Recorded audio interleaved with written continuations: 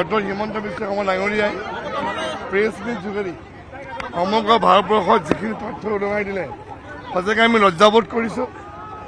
মাননীয় সাংসদ গৌৰৱ গগৈ ডাঙৰীয়া তেওঁৰ বৰ্ডি ৰাষ্ট্ৰ পাকিস্তানৰ লগত যিটো সম্পৰ্ক ইতিমধ্যে তেওঁ কৈ আছিলে, কিন্তু আজি যি তথ্য সহকাৰে গোটেইখিনি যিখিনি উন্মোচন কৰিলে ভাৰতবাসীয়ে আজি গম পাইছে যে তেখেতৰ বৰ্ডি ৰাষ্ট্ৰ পাকিস্তানৰ লগত যিখিনি সম্পৰ্ক এটা দীঘলীয়া সময় ভাৰতৰ বিৰুদ্ধে যি ধৰণে যি কাম কাজ চলি আছিলে আমি আচৰিত হৈছোঁ যে তেখেতৰ পত্নী এলিজাবেথ কৰ্ণমান তেখেতে আলী তৌকীৰ লগত সম্পৰ্ক ৰাখি তেখেতৰ যিটো NGO আছিলে পাকিস্তানত লিড পাকিস্তান কৰ্মসূত্ৰে তাত থাকি তাৰ পৰা আকৌ ভাৰতবৰ্ষতো লিড ইণ্ডিয়াত কাম কৰি পেলাই পাকিস্তানৰ পৰা দৰমহা লৈ ভাৰত বিৰখি এই এক যি ইয়াত তেওঁ সম্পৰ্ক কৰিছিলে এইটো আমাৰ কাৰণে লজ্জাজনক। আমি অতিশয় আমি এইটো কথাটো প্ৰতিবাদ কৰিছোঁ।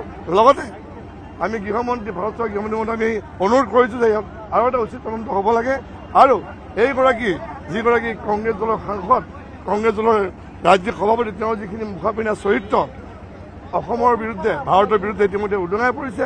আমি তেখেতক আমি হুঁচিয়াৰ কৰি দিছোঁ যে এই ধৰণৰ কাম কাজ নকৰিব আৰু কংগ্ৰেছ দলৰ যিখিনি তেওঁলোকৰ নীতি আমি দেখা পাইছে প্ৰতিটো মুহূৰ্তত একেই নীতি তেওঁলোকে সেইধৰণে পাকিস্তানী সমৰ্থন বাংলাদেশ সমৰ্থন আৰু কিছু এই ধৰণৰ যিখিনি লোক যিখিনি ভাৰতবৰ্ষৰ বিৰুদ্ধে সদায় তেওঁলোকে বিৰোধ কৰিছে তেওঁলোকৰ সমৰ্থন লৈ পেলাই কংগ্ৰেছ দলে কাম কৰি গৈছে। গতিকে আগন্তুক দিনত আমি তীব্ৰ প্ৰতিবাদ কৰি ৰাখিম।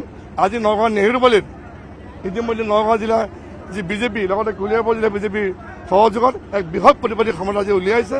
আমি হুঁচিয়াৰ কৰি দিছোঁ আগন্তুক সময়ত এই ধৰণৰ যাতে কোনো কাম নকৰে আৰু যদি কৰিব তেতিয়া তাৰ আমি উচিত পত্ৰ দিব আমি সাজু হৈ আছোঁ। চাওক, অখিল গগৈ হৈছে কংগ্ৰেছ দলৰ লগত মিত্ৰদোষ আৰু তেওঁলোকৰ সম্পৰ্ক ককাই ভাই নিচিনা তেওঁ কথা আমি গুৰুত্ব নিদিওঁ, কিন্তু ইতিমধ্যে যিটো সম্পৰ্ক ইতিমধ্যে ওলাই পৰিছে অসমৰ ৰাইজে ভাৰত ৰাইজে গম পাইছে যে এইটো একদম পুৰা চাফ হৈ গৈছে যে যিটো সম্পৰ্কৰ আগন্তুক দিনত এই বিষয়ে আৰু তদন্ত হ'ব আৰু আমি বিচাৰিছোঁ যে উচিত তদন্ত হৈ এইগৰাকী সাংসদে তেওঁ শাস্তি পাব লাগে।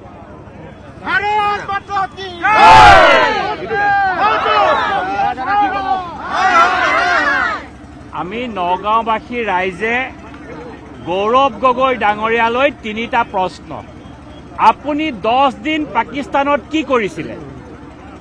আপোনাৰ পত্নীয়ে ভাৰতবৰ্ষৰ ইণ্টাৰনেল ৰিপৰ্ট পাকিস্তান গভৰ্ণমেণ্টক কি ভিত্তিত দিছিলে? তৃতীয় প্ৰশ্নটো হ'ল মোৰ কংগ্ৰেছী বন্ধুসকললৈ যে আপোনালোকে আমি অসমীয়া পিতৃপ্ৰধান জাতি আমাৰ অসমত অসমীয়ালৈ যদি কোনোবা বেলেগ জাতিৰ মানুহ বিয়া হৈ আহে উপাধি অসমীয়া লিখিব লাগে, ল'ৰা ছোৱালীৰ ধৰ্ম অসমীয়া হিন্দু হ'ব লাগে।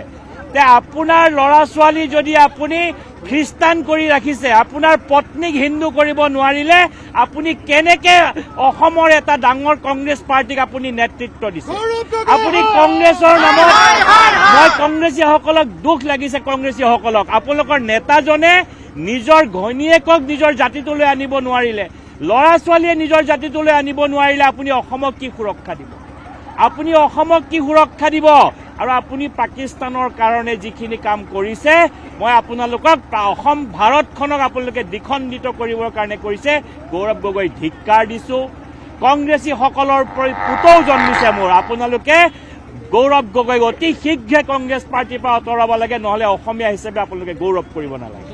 পাকিস্তানৰ এজন গৌৰৱ গগৈ মুৰ্দাবাদ, পাকিস্তানৰ এজন গৌৰৱ গগৈ মুৰ্দাবাদ, পাকিস্তানৰ এজন গৌৰৱ গগৈ মুৰ্দাবাদ, পাকিস্তানৰ এজন গৌৰৱ গগৈ মুৰ্দাবাদ। আজি গৌৰৱ গগৈ এই ৰাষ্ট্ৰৰ বিৰোধী যি নীতি আমি গৰিহণা দিছোঁ, আমি লজ্জিত হৈছোঁ আৰু সেই তেখেতৰ নিপাত যাবৰ কাৰণে আমি আজি এই সমাজৰ জৰিয়তে আমি তেখেতৰ নিপাত যোৱাৰ কামনা কৰিছোঁ। ৰাষ্ট্ৰ বিৰোধী গৌৰৱ গগৈ নিপাত যাওক।